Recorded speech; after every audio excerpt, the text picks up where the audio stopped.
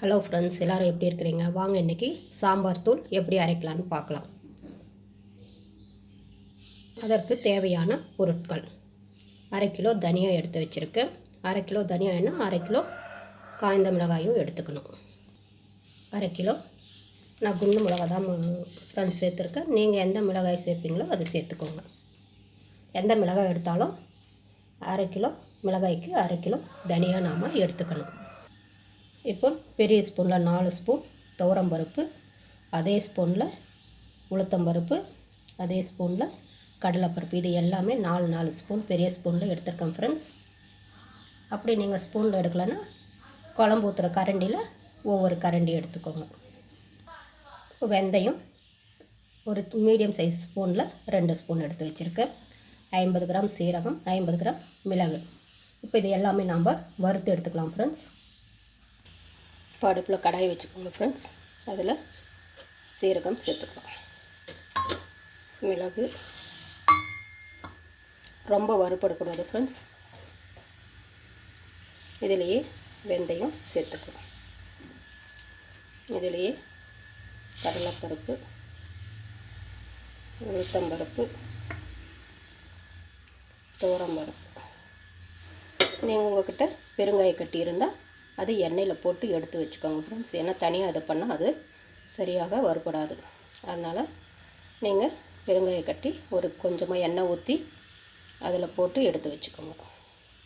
இப்போ இதை நாம் வறுத்துடலாம்.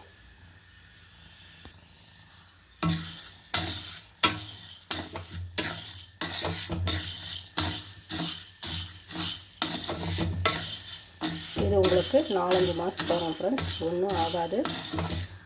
நம்ம கடையில் வாங்கிறத விட நம்மளே செஞ்சு சாப்பிட்டோம்னா ரொம்ப டேஸ்ட்டாக இருக்கும். சாம்பாருக்கு வைக்கும்போது நீங்கள் இதை ஒரு 2 ஸ்பூன் சேர்த்திங்கன்னா ரொம்ப நல்லாயிருக்கும். ரொம்ப மணமாக இருக்கும்.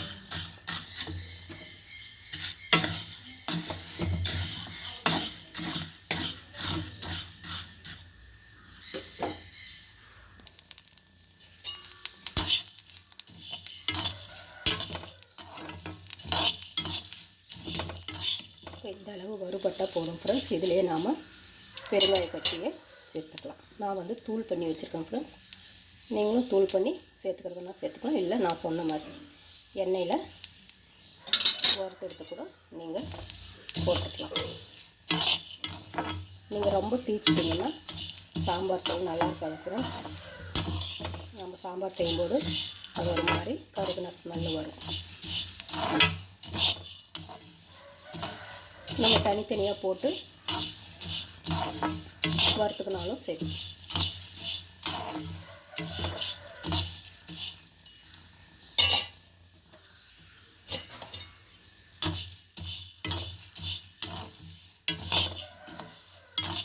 இந்த அளவு வறுபட்டால் போதும் ஃப்ரெண்ட்ஸ்.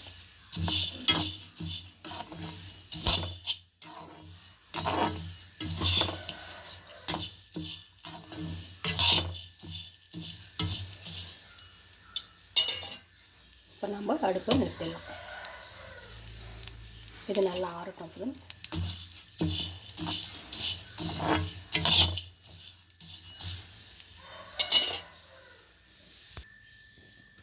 நான் வந்து இந்த தனியாவும் மிளகாவும் வெயிலில் காய வச்சு எடுத்துருக்கேன் ஃப்ரெண்ட்ஸ். நீங்கள் வேணால் அடுப்பில் கூட கடாய் வச்சு நீங்கள் வறுத்துக்கலாம். இப்போ வெயில் காயறதுனால நல்லாவே காஞ்சிரும் ஃப்ரெண்ட்ஸ். நீங்கள் வெயிலில் காய வச்சு அரைச்சிக்கோங்க. இதெல்லாம் ஒன்றா சேர்த்து அது ஆறின பிறகு நாம் மிஷினில் கொடுத்து அரைச்சிக்கலாம். நீங்கள் வெயிலில் காய வைக்கும்போது மிளகா வந்து இந்த மாதிரி நல்லா காஞ்சிருக்கும் ஃப்ரெண்ட்ஸ். அப்போ தான் நமக்கு தூளும் நல்லா வரும்.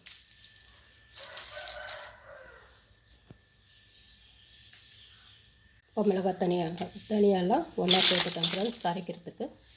இப்போ நம்ம வறுத்து வச்சுருக்கிற மிளகு, சீரகம் இதெல்லாம் கூட இதில் நாம் சேர்த்துடலாம்.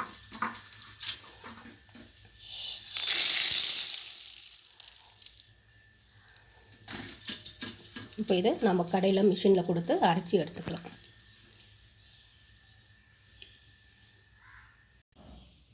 இந்த மாதிரி சாம்பார் தூளை அரைச்சி எடுத்துக்கோங்க ஃப்ரெண்ட்ஸ். மிஷினில் அரைச்சிட்டு வந்ததும் இந்த மாதிரி ஒரு பேப்பர் போட்டு ஆற வச்சுருங்க. ஆறண்டும் சளிச்சு நாம் எடுத்து வச்சுக்கலாம். இது ஒரு 3-4 மாதம் ஆனாலும் உங்களுக்கு கெடாது. செஞ்சு பாருங்கள் ஃப்ரெண்ட்ஸ். இப்போ சுவையான சாம்பார் தூள் ரெடி ஃப்ரெண்ட்ஸ். சாம்பார் செய்யும்போது 2 ஸ்பூன் போட்டு செஞ்சிங்கன்னா நல்லா மணக்க வாசனையாக இருக்கும். செஞ்சு பார்த்துட்டு கமெண்ட் பண்ணுங்கள், ஷேர் பண்ணுங்கள், சப்ஸ்கிரைப் பண்ணுங்கள். நன்றி, வணக்கம்.